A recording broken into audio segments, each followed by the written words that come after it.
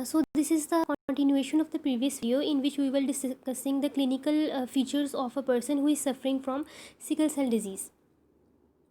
Okay, a homozygous sickle cell disease usually remains asymptomatic up to 6 months of age, because this is a time period during which fetal hemoglobin is present and fetal hemoglobin is not replaced by the sickle cell hemoglobin. So signs and symptoms of the disease will appear after 6 months of age. Next, the person who is suffering from sickle cell anemia will suffer from chronic hemolytic anemia, which is moderate to severe. So, as there is hemolytic anemia, there will be increased concentration of unconjugated bilirubin, and due to unconjugated bilirubin, there will be little jaundice. Then, because of anemia, there will be compensatory reticulocytosis, and immature red blood cells known as reticulocytes will be released in the blood.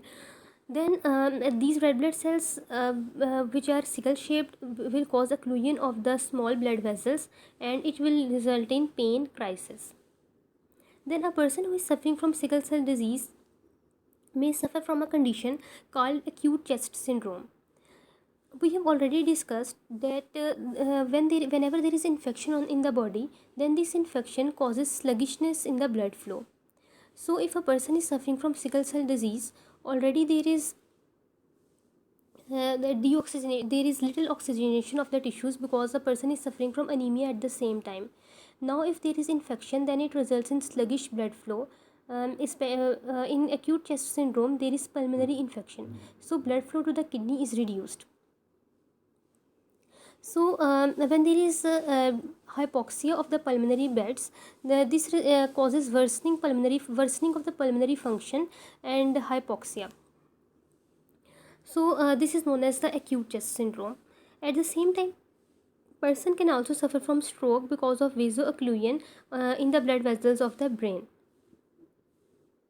This acute chest syndrome and this stroke are main causes of death in a person who is suffering from sickle cell disease. Now we know that a person who's suffering from sickle cell disease has autosplenectomy and there is no spleen, and we know in the spleen macrophages are present. So when there are no macrophages, then such a person becomes susceptible to certain infections, especially infections which are caused by encapsulated bacteria, for example pneumococci and salmonella. There are certain other bacteria including Haemophilus influenza and other bacteria. Then how we can distinguish, or we can identify a person who is suffering from sickle cell disease? Number one, we will perform the peripheral blood smear. In the peripheral blood, we can see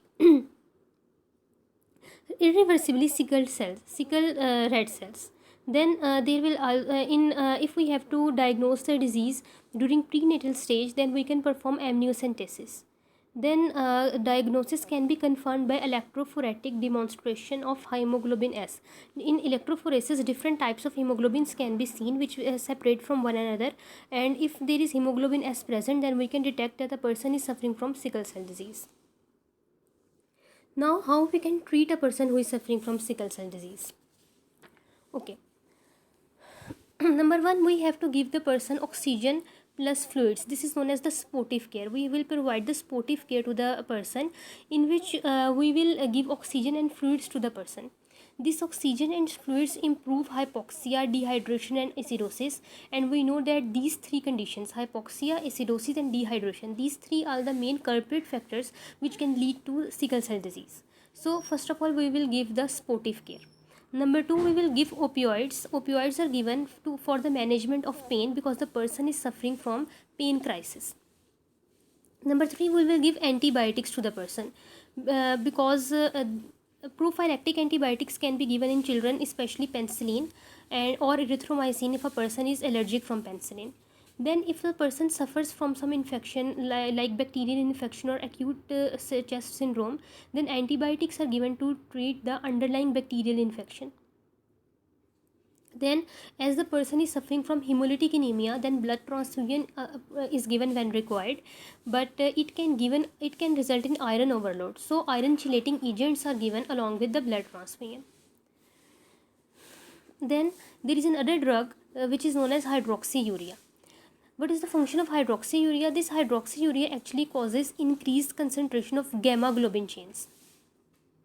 So as we know that hemoglobin in hemoglobin F or fetal hemoglobin, there are alpha chains and gamma chains. So when we give hydroxyurea, it causes increase in the concentration of or formation of gamma globin chains. So there is increase in the formation of fetal hemoglobin, and fetal hemoglobin cannot polymerize with hemoglobin S. So this is an important drug which can be given to a person suffering from sickle cell disease.